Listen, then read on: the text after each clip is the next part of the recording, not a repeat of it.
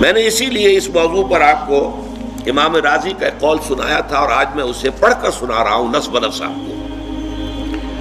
امام راضی اپنی تفسیر کبیر میں سورۃ العصر کی تفسیر میں لکھتے ہیں ہذہ الآیۃ فیہا وعید شدید، اس آیت مبارکہ میں بڑی شدید وعید ہے، بڑی زبردست دھمکی ہے اللہ تعالیٰ کی طرف سے۔ وذالک بانہ تعالی، اور یہ اس لیے کہ اللہ تعالیٰ نے حکم بالخسار علی جمیع الناس، اللہ نے تو فیصلہ کر دیا خسارے کا، بربادی کا، تباہی کا تمام انسانوں کے لیے، جمیع الناس، الا من کان آتیا بہذہ الاشیاء الاربعۃ، سوائے ان کے، یہ مستثنا ہے۔ عام قانون جو ہے وہ تو وہی ہے کہ تمام انسان خسارے سے دوچار ہوں گے، لیکن یہ ہے کہ اس میں مستثنا کون ہوں گے کہ جو ان 4 شرائط کو پورا کرے، وہی الایمان، وہ کیا ہے؟ پہلے ایمان، والعمل الصالح، دوسرے عمل صالح، والتواصی بالحق، اور تیسرے حق کی ایک دوسرے کو وصیت کرنا، والتواصی بالصبر، اور صبر کی ایک دوسرے کو تاکید کرنا۔ فدل ذالک، یہ بڑے پیارے الفاظ ہیں، تو اس سے دلالت ہمیں ملی، اس سے رہنمائی ملی، اس سے یہ نتیجہ نکلتا ہے فدل ذالک علی ان النجاۃ معلقۃ بمجموع هذه الامور، کہ نجات کا دار و مدار ان 4 چیزوں کے مجموعے پر ہے۔ وَأَنَّهُ كَمَا يَلْزَمُ الْمُكَلَّفَ تَحْصِيلُ مَا يَخُصُّ بِنَفْسِهِ، اس لیے کہ جہاں مکلف جو ہیں، جو انسان اللہ تعالیٰ کی طرف سے جو رسپانسبل ہیں، جن کو جواب دہی کرنی ہوگی قیامت میں، جہاں ان پر کچھ چیزیں ایسی لازم ہیں، فرض ہیں، جو ان کا اپنی ذات کے ساتھ متعلق ہے۔ سچ بولو، جھوٹ نہ بولو، یہ انسان کا ذاتی فعل ہے۔ دھوکہ نہ دو، کہیں پر وعدہ خلافی نہ کرو، ذاتی فعل ہے۔ نماز ادا کرو، زکوٰۃ ادا کرو، ذاتی فعل ہے۔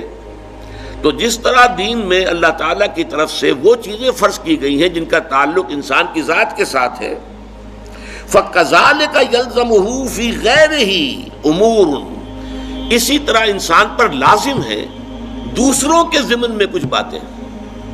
دوسروں کے ضمن میں کیا باتیں ہیں؟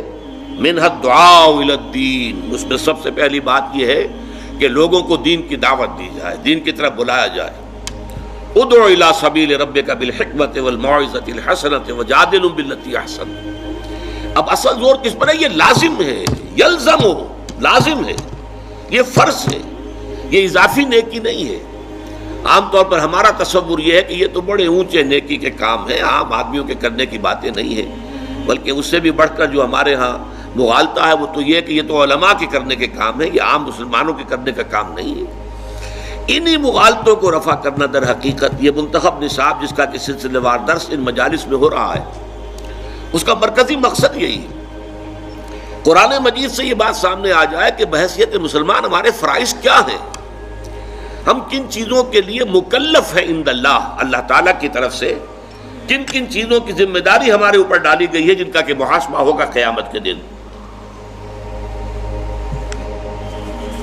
تو اس میں یہ ہے کہ کما یلزم، وہ چیزیں فَأَنَّهُ كَمَا يَلْزَمُ الْمُكَلَّفَ تَحْصِيلُ مَا يَخُصُّ نَفْسَهُ فَكَذَلِكَ يَلْزَمُهُ فِي غَيْرِهِ أُمُورٌ مِنْهَا الدُّعَاءُ إِلَى الدِّينِ، دین کی دعوت دینا، والنصیحہ، نصیحت ہے، تاکید ہے، وصیت ہے، اچھی بات کا کہنا ہے، والامر بالمعروف والنہی عن المنکر، اور امر بالمعروف اور نہی عن المنکر ہے۔ یہ چیزیں بھی لازم ہیں، یہ ضروری ہے۔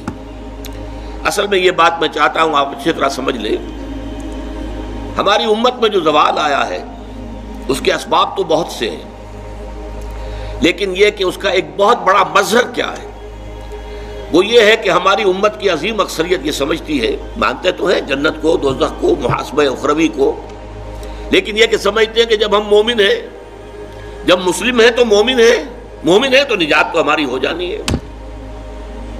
یہ تصور جیسے یہود میں عام ہو گیا تھا، لن تمسنا النار الا ایاما معدودات یا معدودہ، 2 جگہ قرآن میں یہ مضمون آیا ہے، ہمیں تو آگ چھو ہی نہیں سکتی مگر گنتی کے چند دن۔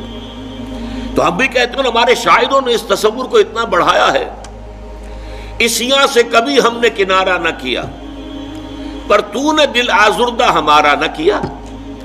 ہم نے تو جہنم کی بہت کی تدبیر لیکن تیری رحمت نے گوارا نہ کیا. یہ قرآن مجید کے مطابق تو یہ بات صحیح نہیں ہے.